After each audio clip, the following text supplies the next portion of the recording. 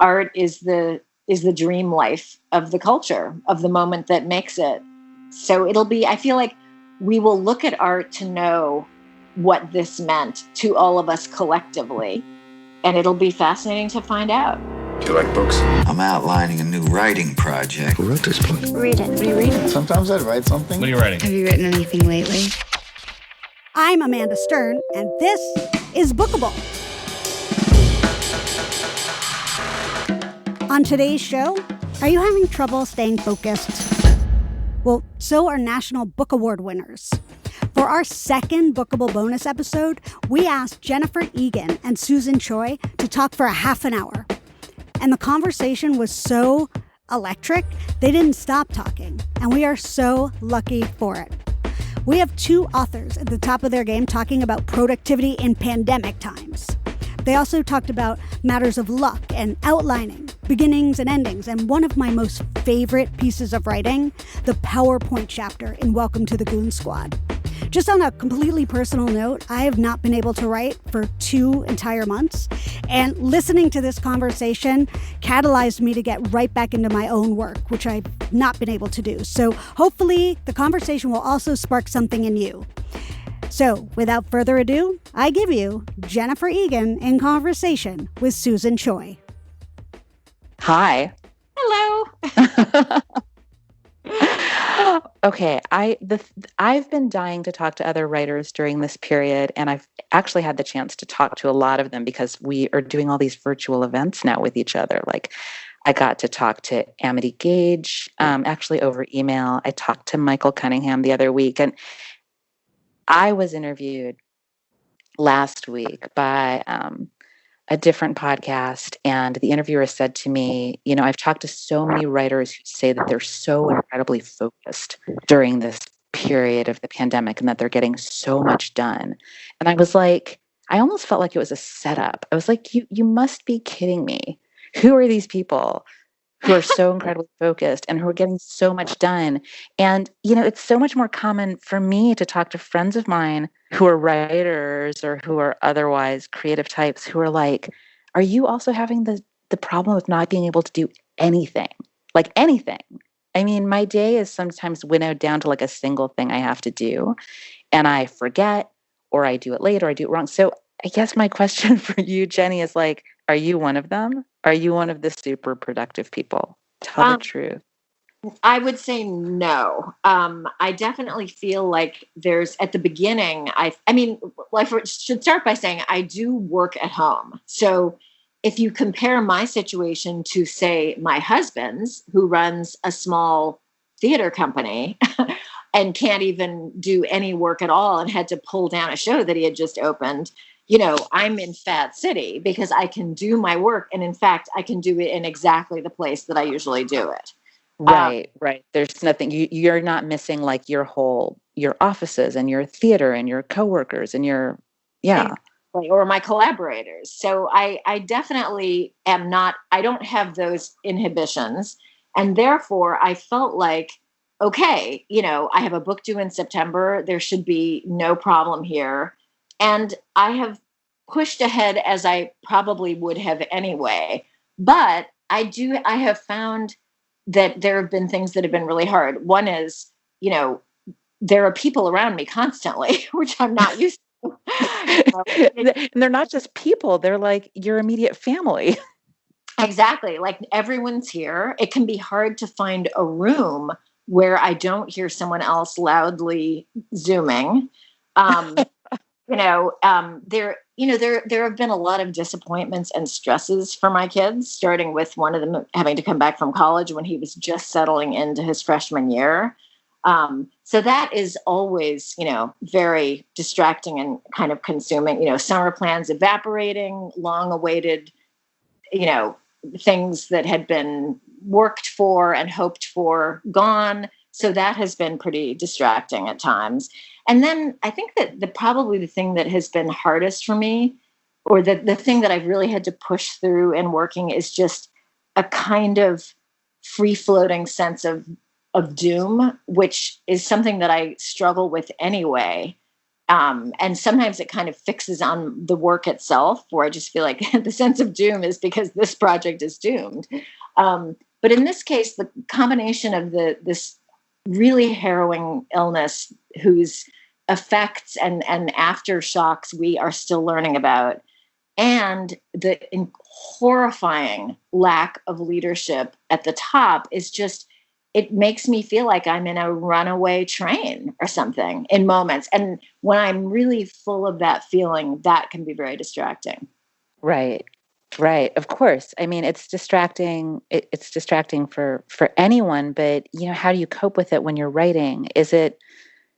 Do you power through? Do you just give up for the day? Do you find that sense of doom is like insinuating itself into the writing itself in ways that you like or you don't like? Like, how do you respond when the sense of doom descends? What I find in general, because I'm definitely someone whose thought patterns are often negative, let's say, is that the main thing I have to do is just not stop. Like, it often feels, oh, I can't continue with this, but actually I can. I mean, the only thing that really means work is not going to happen is if I actually don't work. So I've tried to stick to a schedule, which I've done with more or less success, but even more or less success is often, getting stuff done. I mean, in the end, stuff will get done. I mean, I'm also trying to meet a deadline of September for turning in a book. So I actually am under a fair amount of pressure, which can be good and bad. Like, the feeling of pressure alongside a feeling that good work isn't happening and I can't make this pull together is a terrible feeling. But pressure also is an impetus to keep working, which is always the solution.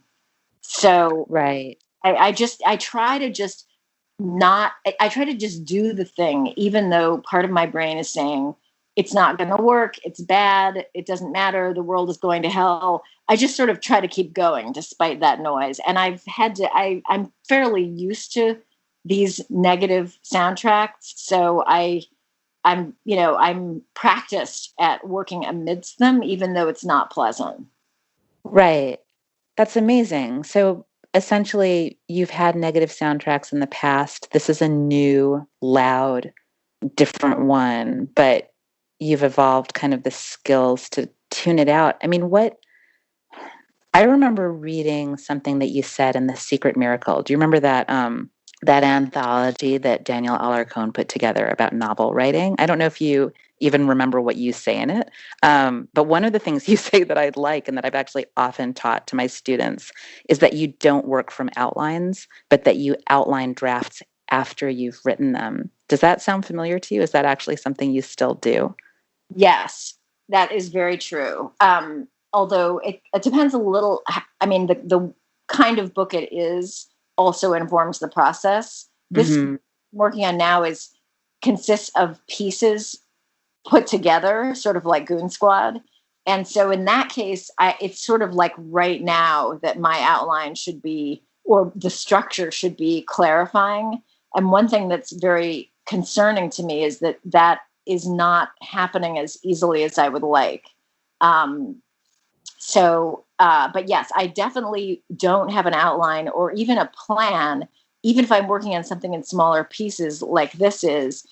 Only once I have a draft of anything do I have a sense of what it is and how to improve it. For sure, because I often don't even need an outline. I mean, it's just the scope is small enough that I can just sort of keep it in my head. But I think that once I have something that I think has life to it, then that's easier to work on, even amidst distraction. The hardest part is generating new material.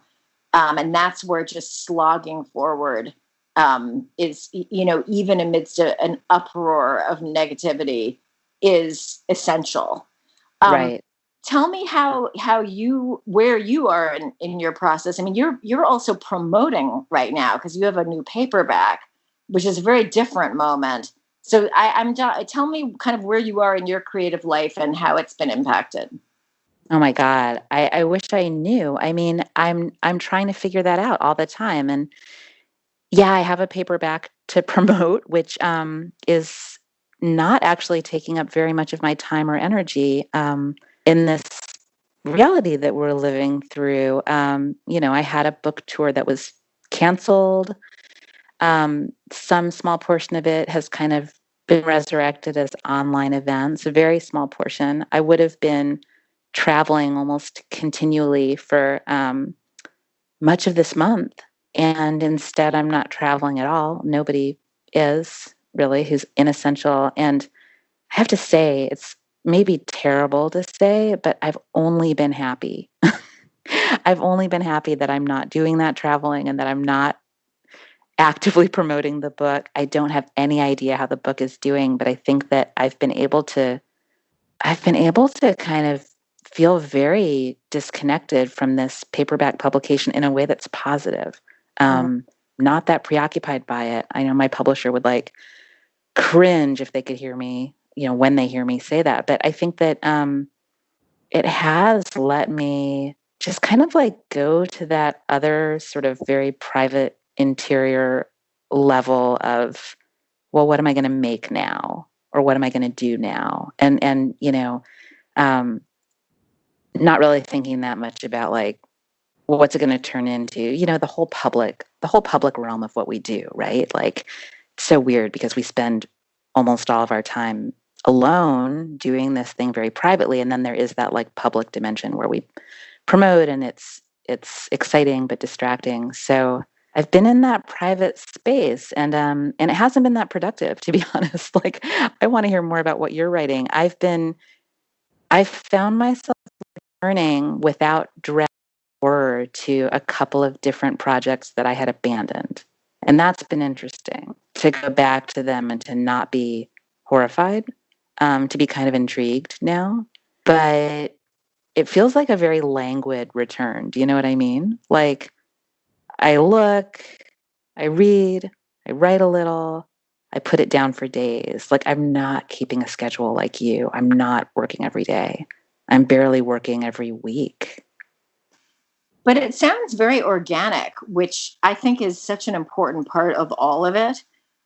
There's a kind of, I take a long time to write books, and I often think I really want to speed it up, and I actually do. But yeah, who doesn't? Me too. But I also feel like there's just a way in which sometimes, like, I'll sometimes just lie in bed in the morning and kind of focus in an almost dream state on a problem. And sometimes I feel like I can really give it some time just doing that. So there's so much else that has to go on. And I find especially problem solving, sometimes just sitting there staring at what you're doing is not the moment when solutions come. To me, solutions come. Actually, one thing that has been really frustrating is not being, I like going to the gym. It's such a first world complaint. But I have to say, like, I'm starting to think I might have to be a person that actually buys a piece of gym equipment and has it in my office, because I actually find that I get a lot of ideas while working out, and I make tons of notes. It's just a moment where I feel like the increased blood flow actually makes ideas and connections happen.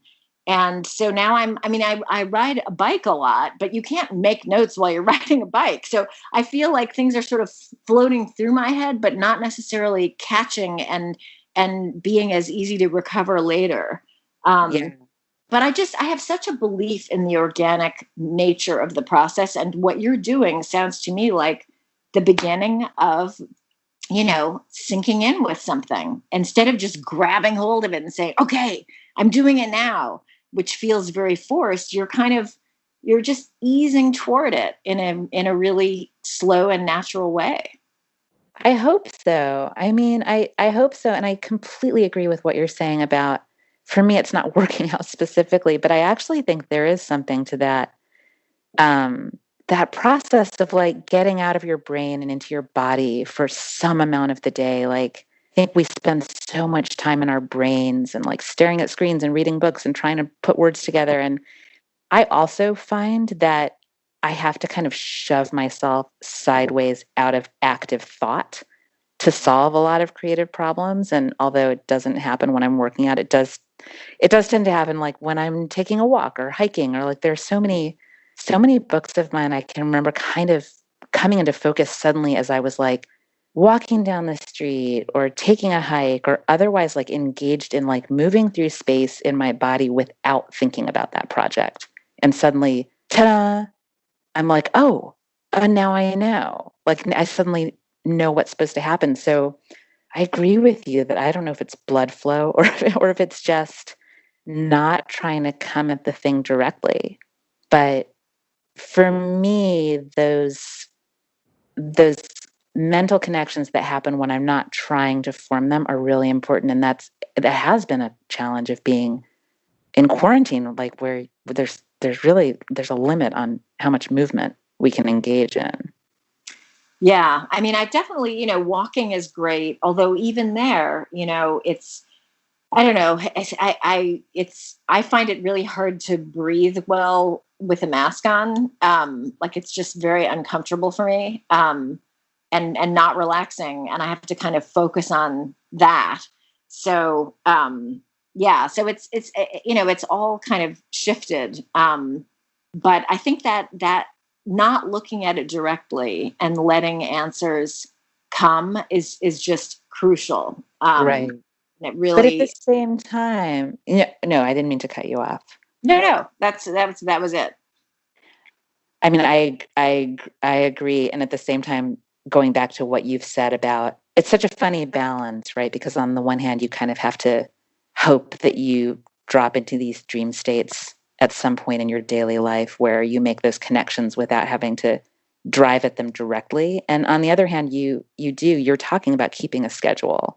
And I also, when I'm more sort of into a project and kind of have at least some vague idea of what it is, I also do that. I like try to write a certain number of words or a certain number of hours a day. And can you talk about that? Because that's what you're doing right now and I'm not doing it. Like how can you talk about what your book is at all? Is there any way you can evoke it?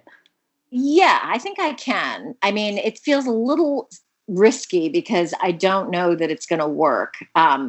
But I'm writing a companion volume to A Visit from the Goon Squad, and wouldn't call it a sequel because it's not, although some of it, A Visit from the Goon Squad leapt 10 years and leapt into the future, which was basically right now. It seems so far away. I know. It's unbelievable.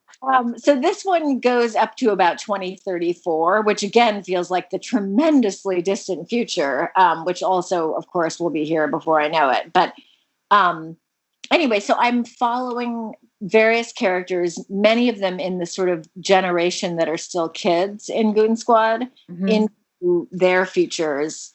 And I'm happy about a number of the parts, but the big question, and this was a question I knew the answer to by this point with Goon Squad, was, can these things actually cohere in a way that makes the whole really a whole, more than a story collection, which is a perfectly fine and wonderful thing to write, but not what I was trying to do. And that is not clear yet. So I have a lot of work ahead of me. And the original material that I've been writing is just more parts of this project. Some of it I've written in the past few months.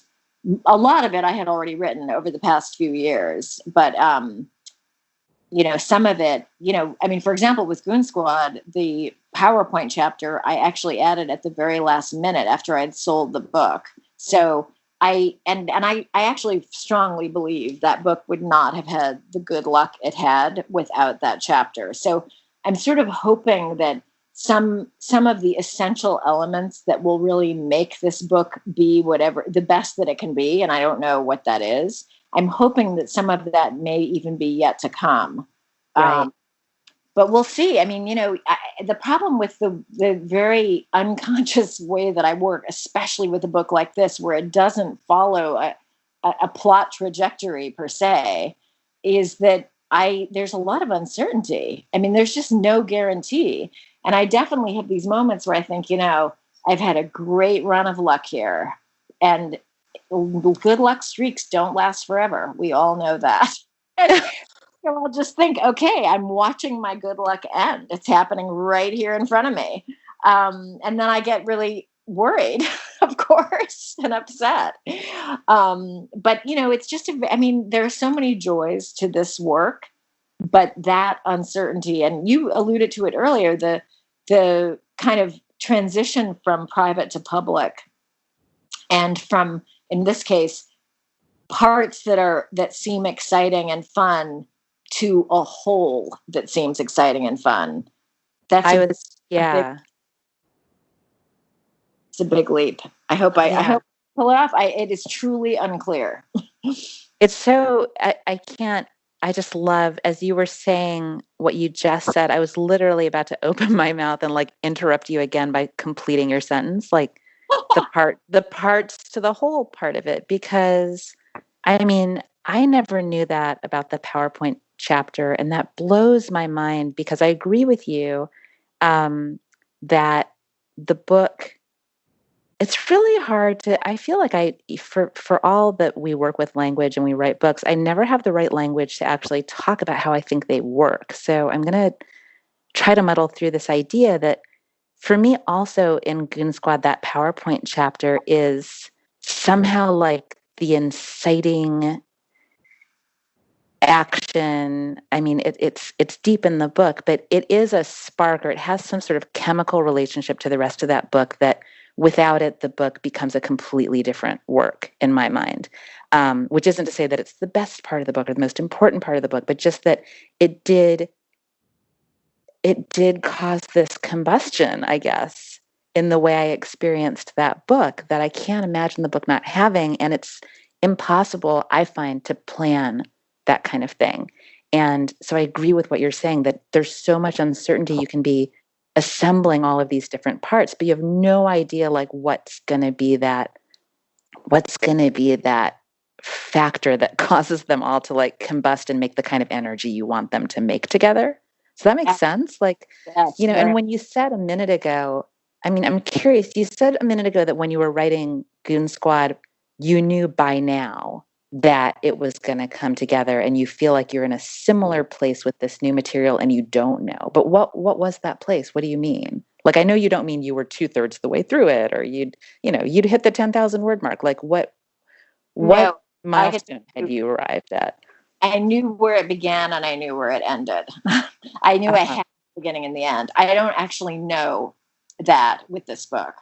And that is a concern, because I feel like that has to come into focus, because I have to then support those choices.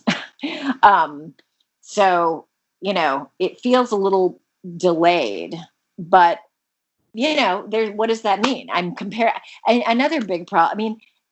I guess a fear, of course, every book has its dangers. And I would love to actually then after this, hear you kind of talk about that whole parts issue with trust exercises, because you have a very similarly, compartmentalized form of storytelling.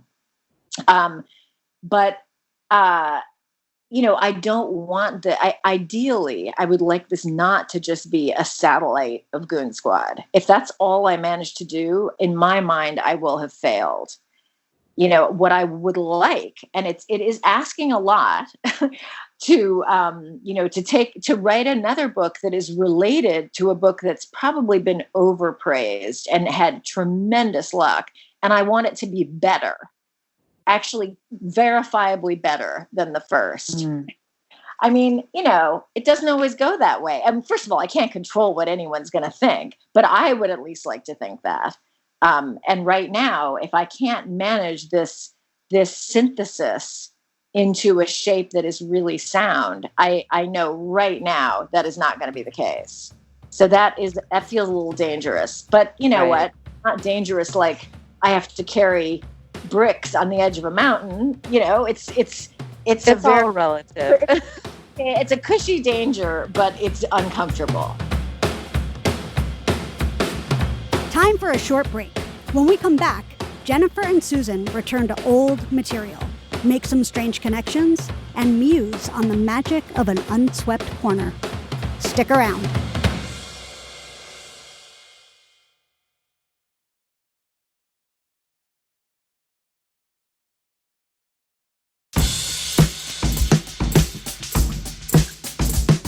Welcome back to this Bookable bonus conversation with Jennifer Egan and Susan Choi. I want to know if you returned to this material or if you never left it. That's a great question. I think I never left it. I mean, for one thing, there were a lot of failures with Goon Squad. Like, there were characters I wanted to pursue. I couldn't make it work. There were things I wanted to do. They failed. So that book always, I mean, there's always this weird way that a book starts to seem iconic even to the author once it's between covers because it's so like finished. But the truth is, it was the best I could pull together. That's what that book was. And so in that way, it always felt like, and I published a kind of genre piece about one of the characters, a kind of minor character, just a couple of years later, which will hopefully be part of this book, in which I kind of took a character from Goon Squad who was a fairly minor character and put her into a very genre-ish spy story.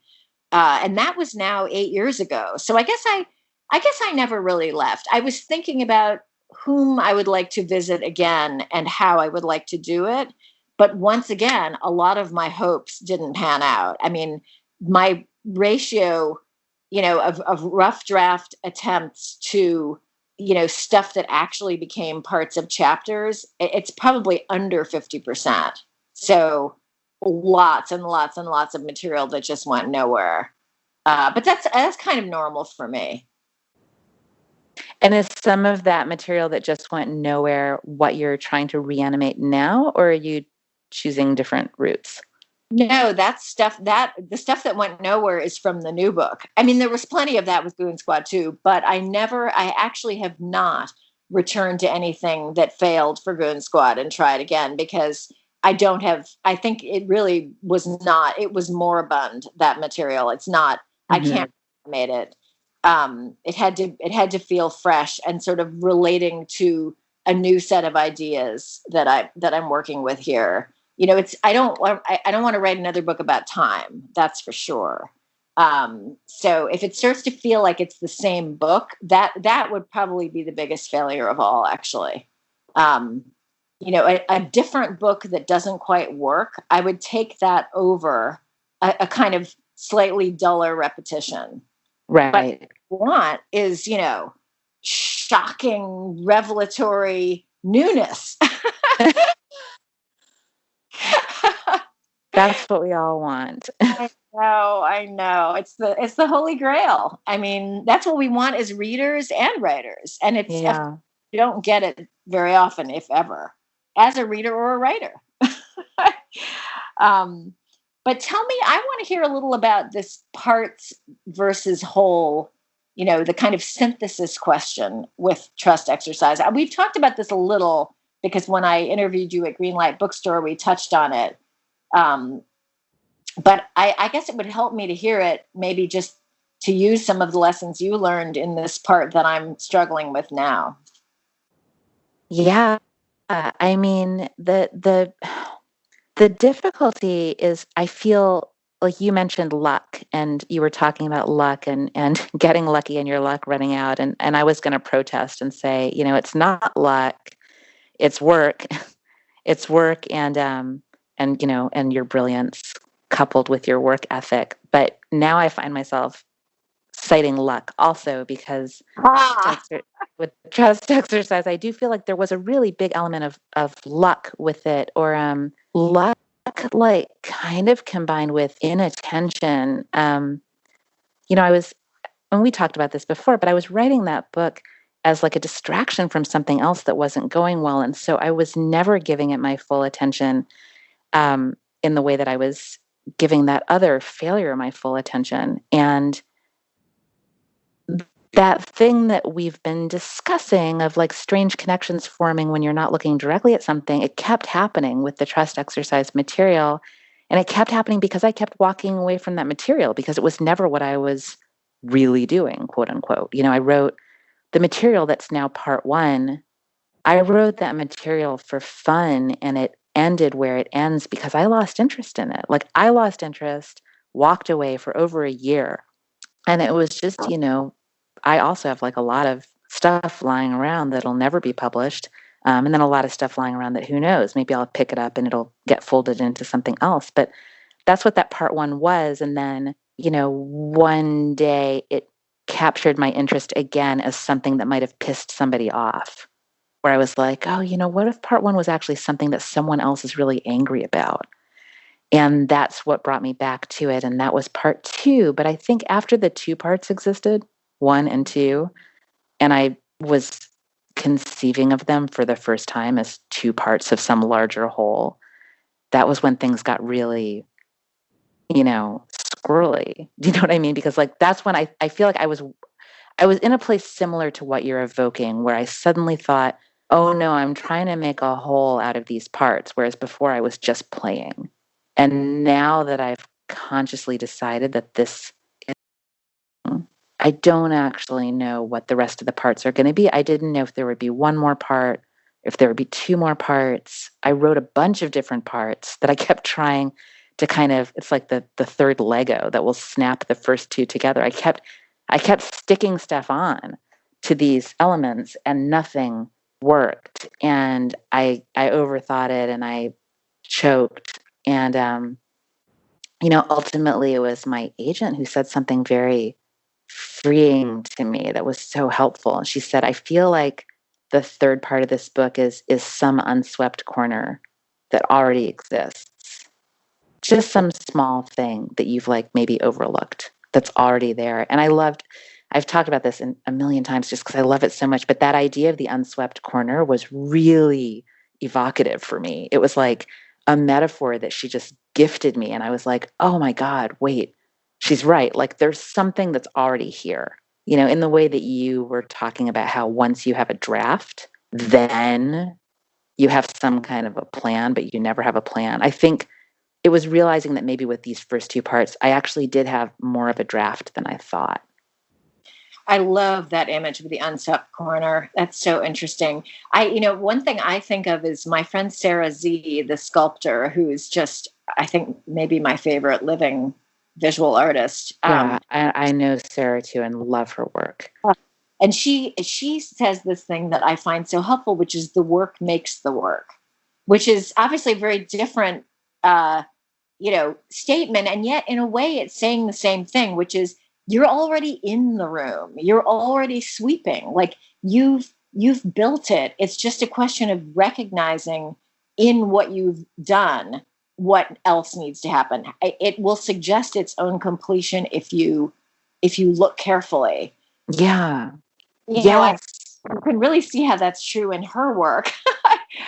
Sometimes I don't totally see it in mine, but in a way that the PowerPoint is sort of an example of that, because I'd been trying to use PowerPoint for a long time. So it's not that it was a last minute inspiration. I was desperate to make PowerPoint work for me. It's just that it's actually quite hard to write fiction in PowerPoint because it doesn't lend itself to fiction in many, many ways. Very hard to portray action. And it has a very cold corporate vibe. I mean, it's a corporate tool. But at the very late in the game, I suddenly had an idea of having a child using it. And that was kind of a helpful discovery. But another thing that I often find with solutions, the really good solutions tend to solve more than one problem. Because again, if it's a structurally sound solution, you should feel that completeness on every side, not just like, oh, it checks this one box. You know what I mean? Yes. And so in my case, it did something. It was much more essential than getting PowerPoint into my book, which no one was asking for, believe me. Which was just that it let me find a way to write about one of the central characters at a future point, which I had not been able to do before. So I guess what I'm hoping with this book is that there are a couple of crucial moves that have yet to be revealed to me that will be that will allow me to transcend these parts and synthesize them into a whole. And I think I'm going to hold on to that idea of the unswept corner, because it's what's so comforting about it is the idea that you've already seen it. You just have to recognize it. Exactly. Yeah, that's exactly why it was so effective. I don't even know if I think I've told this anecdote back to her, and I'm not even sure she remembers saying it, but you're exactly right. It is a comforting image, and it's comforting for exactly that reason. And, this idea that the solution is going to suggest itself is, I, I exactly recognize that. It's mysterious sounding because it seems as if we're relying on some sort of strange mystic process, but it's actually just I think it's actually just the strange delayed process of you know um, always having sort of more balls in the air than we're aware of, just in terms of making work. And it's like what you were saying earlier about it's like sometimes when you're working out, like you catch the ball mentally, you're like, oh, that there's there it is. Like there's the thought that I've been consciously chasing it, having no idea where it is, and it just fell into my hand. Um, yeah, I think that there is some way in which this period of time also is both really challenging for that to be happening and also really conducive for it. It kind of depends, like on what for me, it depends on what sort of mood I like meet the day with.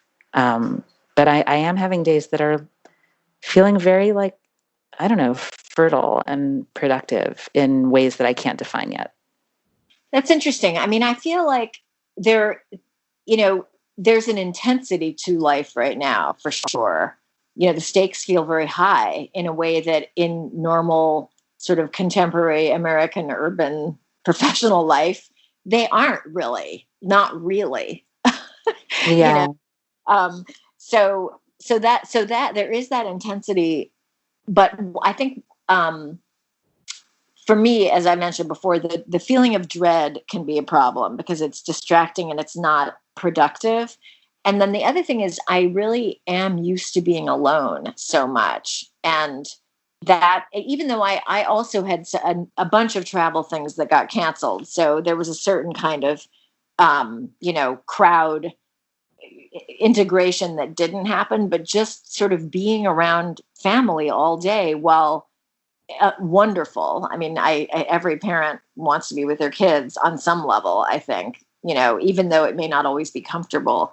But it is, I do feel like um, my focus on household and sort of motherly activity is often not really in great sync with the mindset required to have these insights. So that's another a kind of a source of tension, which is just another way of saying what so many people have said, like working at home with your kids at home, even though my kids don't need me to help them work. I mean, they're 19 and 17, but it's just, it feels like my duties are increased for sure. I feel like I'm constantly cleaning. I'm doing like mountains of laundry. I've never cooked more ever. Oh my God, me too. I have to say, I've never cooked more, and I can't believe how much we eat.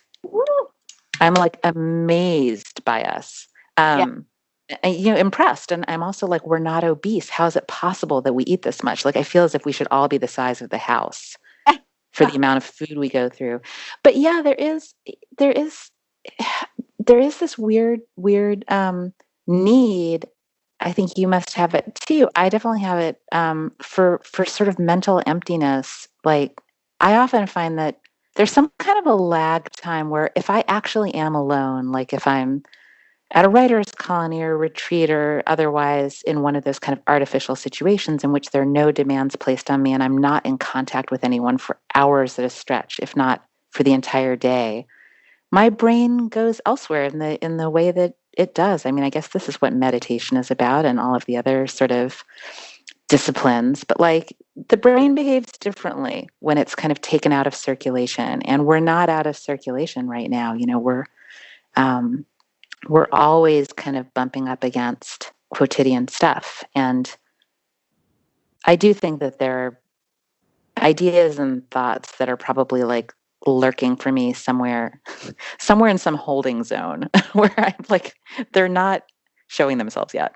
And I'm not sure when I'm going to make them emerge. It's not going to be soon, though.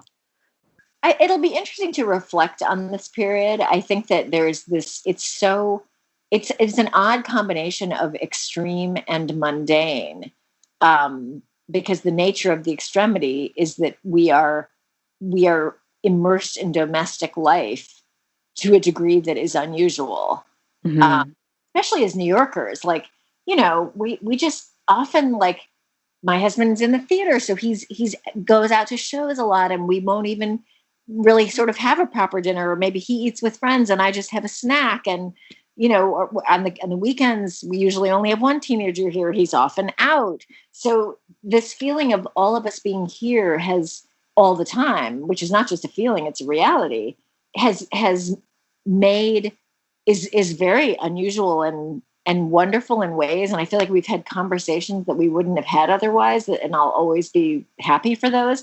But it also just pragmatically, it means like I have to constantly mop. I feel like everything is always dirty. I'm one of my kids says that he said it's concerning. I think that you have an obsession with vacuuming. You were like, I think what's concerning is that you don't. I mean, it's so funny. And then there was a period where I was trying to vacuum, and then they all kind of jumped on the bandwagon. Yeah, she loves to vacuum. She can't stop. And so then I was like slightly ashamed of my wish to vacuum. And I was trying to do it when, if someone wasn't in that part of the house, I would like sneakily vacuum. Then I would get caught with my vacuum and be a little bit abashed.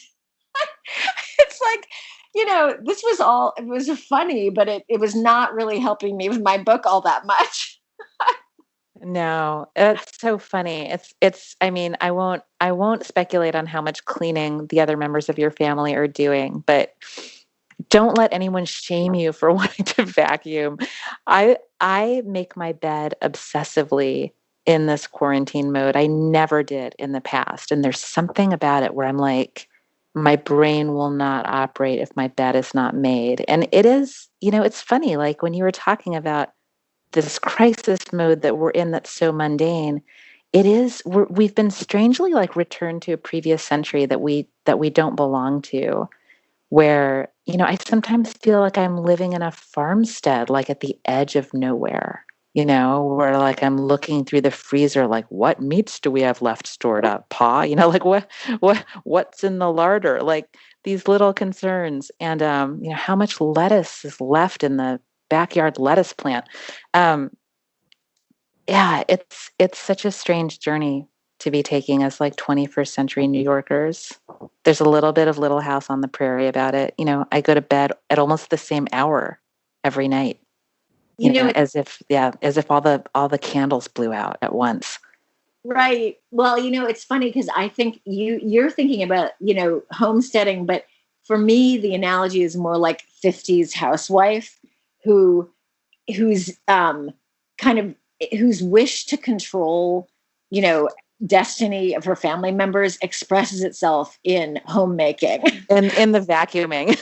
Yeah, vacuuming, mopping, just kind of a feeling that if I can just get rid of the dust everywhere, then things will be much better.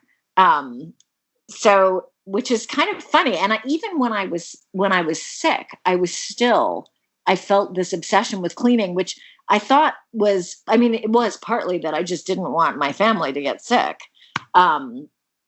But it has continued. So it's something beyond that, which is, I don't want to diminish it. Like I've always taken a certain real satisfaction in making the place where we live better. And so in a way, something like vacuuming, it seems hilarious, and I'm probably going to now prove my children right. There is such a satisfaction in seeing a result, immediately. You can say, this is now better than it was. Well, it's a lot harder to do with a book. And I feel like not having that effect. So give me a damn vacuum cleaner and, set me to work. And I feel like, well, at least I got that done today. I know. That's so true. I think that might be the bed making. When I make my bed, I'm like, I can see a visible improvement. Yeah. And when I look at my work, I'm like, no, the visible improvement has not emerged. Exactly. Not yet. Exactly. So, but it'll be interesting to see what comes of all of it. I mean, I'm very curious to see what the artists do with the pandemic, because I feel like, art is the dream life of the culture, of the moment that makes it. And, fiction maybe being one of the more narrative forms, but all of the arts. So I feel like we will look at art to know what this meant to all of us collectively. And of course, it's also very individual. And it'll be fascinating to find out. Right It will now. be fascinating to find out. No, I think you're right. We're gonna have to wait. We have to wait to know what's happening to us right now. Even this, like what feels so mundane, having a conversation like this that you and I would normally have sitting on Fulton Street at a bar or at a coffee shop. This for right now feels utterly normal that we're talking through our laptops to each other. But yeah, there's going to be this moment in the future where we're going to go, oh, that's what that was. Yeah, it's amazing how normal it's become.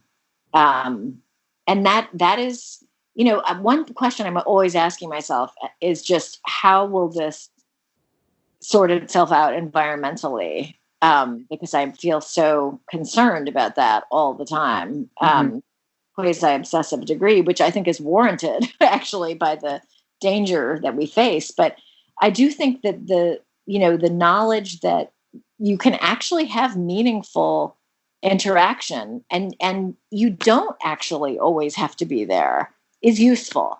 That's not something I really knew, I have to say. And it's great for me to learn that, because it just offers other options that are easier on the planet. It does. There are certain things. There are certain things that I have thought, in doing them, pandemic style, I've thought maybe we should just stick with this method, even afterwards. I can't cite specific examples, but I think you're right. I mean, we're gonna come out of this into a completely different reality, different from what we're in now and different from what we've been in. And yeah, it's going to be interesting to see which habits of ours return and which new habits of ours stick. Well, it's all going to be different. One thing one concrete discovery I've made that sort of exemplifies what you were just talking about is that I have a writing group that I'm part of, and we've been meeting in one way or another. Some of us dating back to like 1989, and others more recently. But one of us moved to California years ago, so she's been remote and like on FaceTime, and the rest of us have been meeting in person. And it sort of sucks for her because she really is at a remove from all of it. And so during COVID, we've now just been meeting on Zoom. And what we've discovered is we're going to continue that way because it works much better for her. And now we're all remote. So we're sort of all on equal footing. And then as now the friend of mine whose office we were meeting in Manhattan, she has some underlying health conditions and she's not going to be going to her office anymore. So it'll be interesting to see, like, it's a tiny microcosm that in which a few concrete things have happened that have resulted in a joint decision to continue virtually, even when we're able to meet in person. So some of that will happen. And yet at the same time, I think what all of us will feel is the joy and the privilege of being able to actually sit down with someone. I mean, I miss that, I know. I miss it too, but I agree with you. I think we're revaluing it. I don't think we're saying like, oh, being in person isn't as important. I think we're realizing it's not the default. It's not just the only way to do things, and it has this greater value and weight to it. And I think we're becoming aware of the moments at which that's what we need, is to actually connect in person, and the moments at which actually we don't need that. And maybe the savings in time and in fuel, in not doing whatever that other thing is. I think the example that I thought of was I had an appointment with my doctor through my phone. I just needed a refill of a basic prescription. It was not interesting. And we just needed one of those touch base meetings where I normally would have spent 3 hours of my day, getting on the subway, going all the way to the doctor's office, sitting there, waiting 40 minutes to talk to her for 10 minutes, and then going all the way home. Right. And instead, we did it on my phone while I sat at my desk also doing other things. And it was awesome. And I have to say, I think she found it awesome too. She was like, this is so much more efficient. And I didn't, I wasn't one more body moving through the city for 2 hours just to have a 10-minute conversation with a healthcare provider. So that was a brave new world moment where I was like, yeah, I'll do it this way every time in the future if I can. Obviously, you need to actually be physically present with your doctor sometimes, but not all the time. Absolutely. Yeah. So, I mean, as I guess like everyone, I've been listening to our governor, and he is very, I think not in an overly rhetorical way, but he has reminded us again and again to think about coming out of this, better in certain ways. And I hope that I can and that we can. And I also hope, as you said earlier, what is this? I mean, we're talking about this as if it were ending, and we have no freaking idea if that's true. And I mean, I have a 90-year-old stepfather and an almost 82-year-old mom, and, my husband's mom is elderly. So I have so many worries. But I guess the other thing is, even though we don't know what's going to happen, I feel like I just am glad that New York is doing better, and feel very lucky that I didn't get sicker and didn't make anyone sick. So I feel grateful for those good things. And I think it's so important to just enjoy a good thing when it comes along, because we are in such an uncertain moment. I agree. I've felt really happy and lucky to be a New Yorker. I feel like we have a much more unified story as New Yorkers than maybe people in other parts of the country. And that's made a big difference to me to feel like I'm part of a story that is pretty much agreed upon. I mean, maybe that's too much to say, but it did feel as if for the past 2 months, it has felt as if there's been shared goals, shared concerns, shared actions. It's like we're still going outside every evening at 7 and screaming for joy. And I think that to me is a proof that we're sharing the story in a way that is making a big difference. Knock wood that continues. I mean, it's interesting. It's interesting to hear the way you say it, which I totally recognize. And I think the way I've thought, because I have had friends who've said oh, I wish I could have gotten away. Like people went to second houses if they have them, or to stay with relatives or whatever. But I just feel like I love New York so much. It's my chosen home. And I was here for 9/11. Like, I want to see New York through this, and I want to see New York during this. And I'm glad that I've been able to bike around and just see it all. I feel like this is my place, and I hung tight. I mean, thank God I didn't go anywhere because I had COVID. So I would have been exactly that person who was transporting their illness somewhere else. But even putting that aside, I just feel like it's really been something to witness, and I'm glad to have been here. I just love this city so much. I would never, it's hard to imagine, shouldn't say never. It's hard to imagine circumstances that would make me not want to be part of something important that happens here. I know. I completely agree. And I've been really proud of the city. I've been really proud of it. And I've been proud of us as New Yorkers. I think that we've, I mean, I don't even think we know what we've been through because it's not over. And even though we all, I think, are feeling a change, there is a change in the air. I don't think, like you said, I think we're going to look at art and we're going to look at other things to to figure out what this was. It's so different from anything that's ever happened. So different. Yeah. And hopefully different from anything that will happen in the near future. God. We'll see. Amen. We'll see.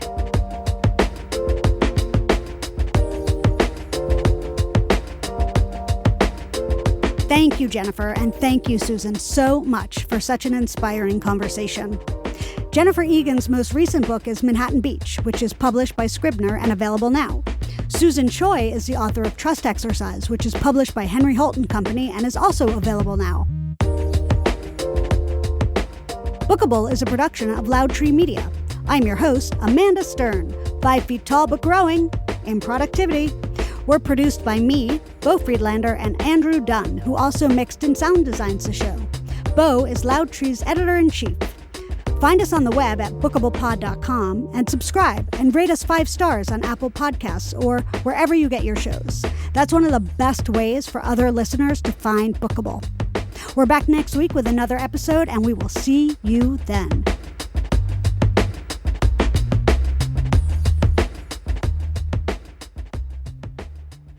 This is Bookable.